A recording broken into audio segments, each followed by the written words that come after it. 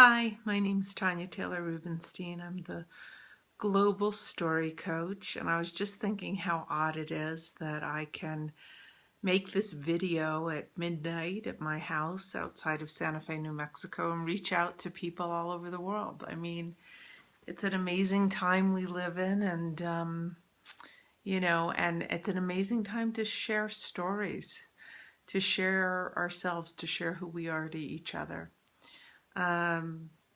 This is actually my third video tonight. I learned the trick from my dear friend Anne-Marie Hoftailing, who's a wonderful women's money coach and started the Millionaires Girls Movement, as well as a corporate story coach herself. You know, you just go and you just change your top and do lots of videos at once. You kind of get in a roll with it, or I do. And I know I'm tired though after 3, and I think she does about 30 or 40 a day. Anyway, look her up online. She's amazing. Did a one-woman show with me called Renegade Princess that to this day is one of the most hilarious memories I have. I work with her on that show and laugh so hard. And if she came into my room and told me one of the stories tonight, I would be laughing just as hard as the first time I heard it. But anyway, what I wanted to share tonight was, at the heart of story and story work, if this is something you're interested in doing, which I assume you are, or you might not, probably wouldn't be watching my video. One of my videos on story and the art of story is I learned and remembered this from a very long time ago when I was young and in New York City, and I studied with the late great Bill Hickey. He was one of my acting teachers at HB Studios. And Bill, if you know the movie from the 80s, Prizzi's Honor, he played Old Man Prizzi, the Godfather, and was nominated for an Oscar. Jack Nicholson was in that movie, and Kathleen Turner.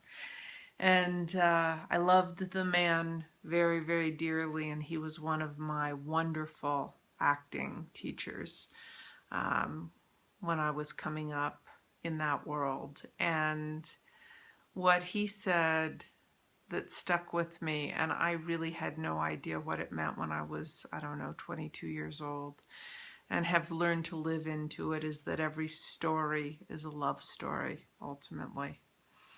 And that is one of the guiding principles that I follow in my work with story. Every story is a love story. It's our job to find that love. It may not look like it on the surface. There may be obstacles. There may be trauma. There may be, all kinds of things in our personalities that block us from seeing and identifying and connecting with the love in ourselves and each other. But ultimately, to find the compassion for ourselves and each other, to find the wisdom, to find the learning, to find the teaching, to find the connection between ourselves and all of humanity, is the great, great invitation of story work. And there's a very deep connection between exploring our stories in all forms and the process of awakening, otherwise known as enlightenment in some circles. And I remember many years ago thinking that to achieve, as if it could be something that could be achieved or won as a prize, enlightenment, it meant I had to drop my whole identity of story and my stories. And I've really come to believe and to know in my cells and all these years of doing story work, and also being on a pretty intense spiritual path for decades. They've really mirrored each other.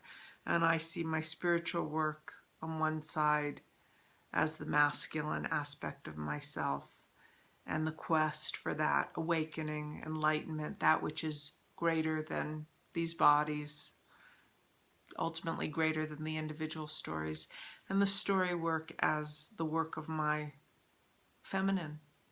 And I've talked a lot about the marriage of the hero's journey and heroine's journey, the inner and the outer work, and everything ultimately has come down to integration for me. Allowing ourselves to have all the pieces of ourselves, allowing ourselves to have our full humanity, our full expression through the personal art and expression of our stories, to ourselves, to each other, having that intimacy. I think that's what we're all dying for in this world, what we're all craving for, the intimacy with ourselves and each other. And we can do that through identifying and expressing our story. And then, the divine quest. What is beyond this life? What is beyond this body? What is beyond these personal stories? And in the actual expression of the stories, we release the stories. We open up space around the stories to connect with the sky and the ocean and the mountains and our spiritual selves. And it's a pretty amazing practice. It's a pretty amazing profession, creative process to fully speak into all the corners of ourselves and share it with others through story. And it's also a pretty amazing part of the process that ultimately, through that expression, we can pierce and experience freedom itself.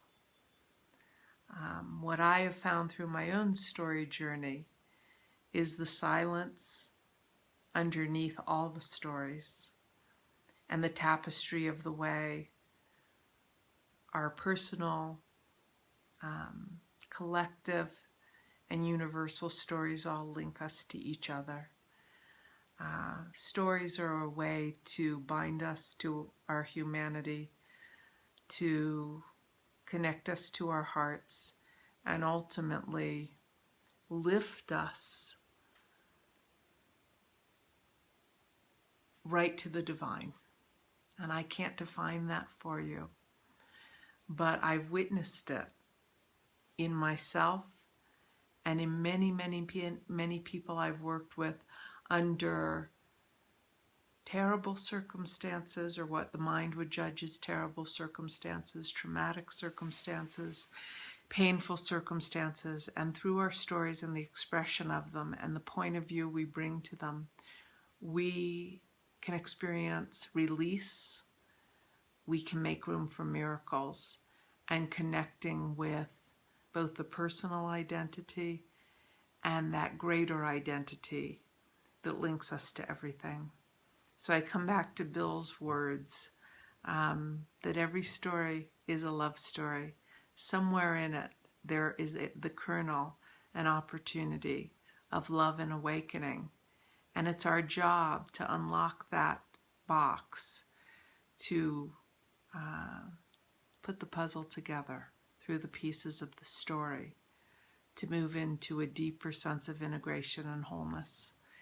It's an incredible art form, and it's an incredible tool for living life and really getting to feel and experience the whole journey. Have a great night.